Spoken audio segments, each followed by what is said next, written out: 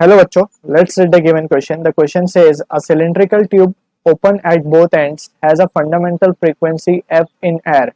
The tube is dipped vertically in water so that half of its length is in water.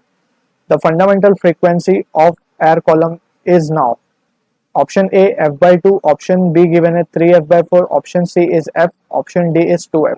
So for the first case, जब pipe both end open है, so we know when the pipe open at both end इसकी fundamental frequency जो given होती है वो आती है, it is let's suppose n naught है, ये fundamental frequency of pipe open at both end, so it is given by the formula v by 2l.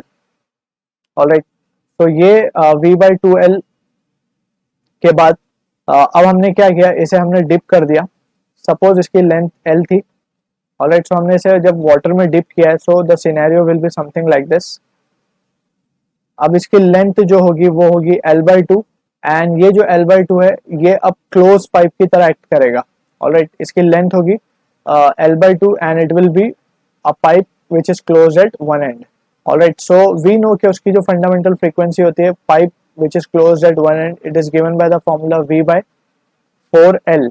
अब यहाँ पे l इज l by 2, तो जो हमारे पास रिलेशन आएगा वो आएगा v by 2l again. Alright, so अगर हम कंपेयर करें तो इस केस में भी frequency fundamental v by 2l है और इस केस में भी it is v by 2l.